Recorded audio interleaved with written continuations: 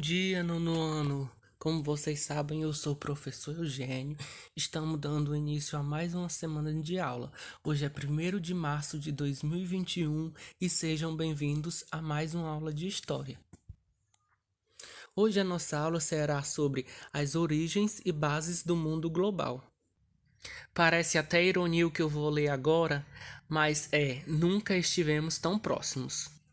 Há mais de um século, meios de comunicação como o rádio e o telefone tinham acabado de ser inventados, e um número reduzido de pessoas podia obtê-los.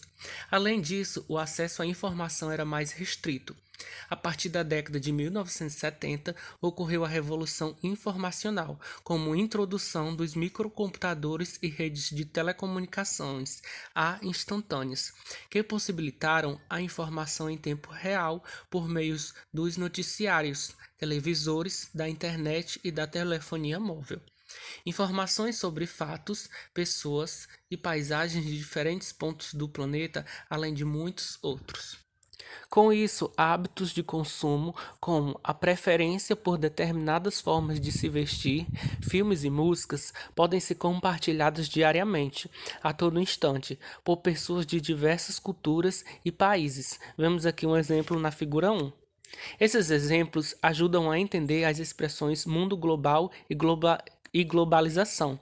Ambas transmitem a ideia de que vivemos um momento marcado pela intensificação de relações sociais mundiais, em função de diversos fatores tecnológicos que afetam a economia do planeta, bem como as políticas e as sociedades.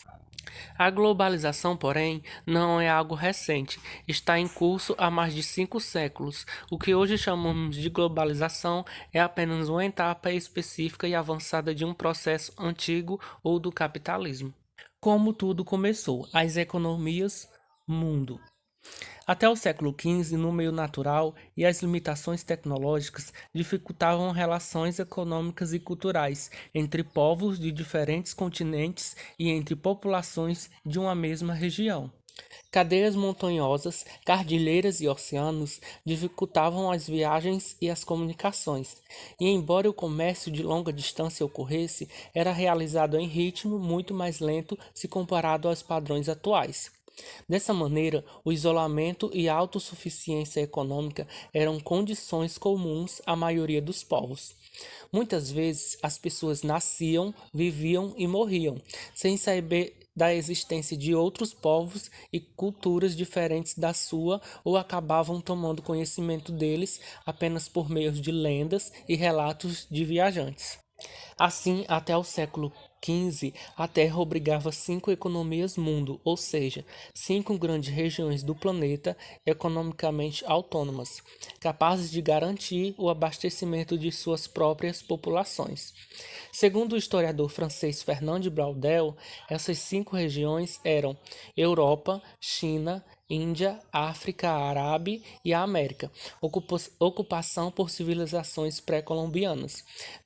Desenvolviam-se grandes partes separadas entre si, embora nos limites geográficos entre algumas delas ocorressem trocas culturais e comerciais. Esse cenário começou a se modificar no século XV, com a transformação das economias mundo em um sistema mundo. Agora vamos ver as 4 fases da globalização. O processo de globalização, que teve início no século XV, passou por diferentes fases de desenvolvimento até chegar à atualidade. É possível distinguir 4 delas, que é o que nós vamos ver agora. Primeira fase. Os primeiros movimentos da globalização se iniciaram com a expansão geográfica da economia mundo-europeia, por meio das grandes navegações marítimas no século XV e XVI. Alguns povos europeus, impulsionados pelas buscas de metais preciosos que cobrissem os gastos das monarquias europeias e de produtos eróticos para serem comercializados na Europa, aproveitaram os avanços das técnicas de navegação e estabeleceram relações comerciais mais intensas com as demais economias mundo. Segunda fase.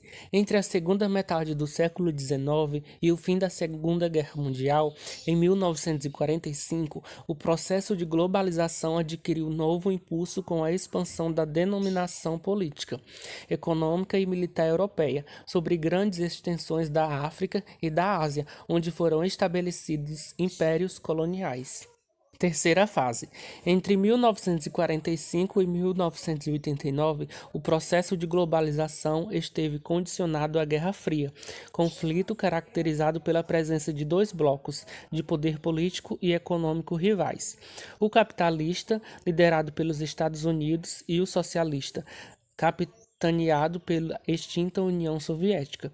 Esses dois países disputavam entre si a ampliação de suas áreas de influência no mundo. E por fim, a quarta fase.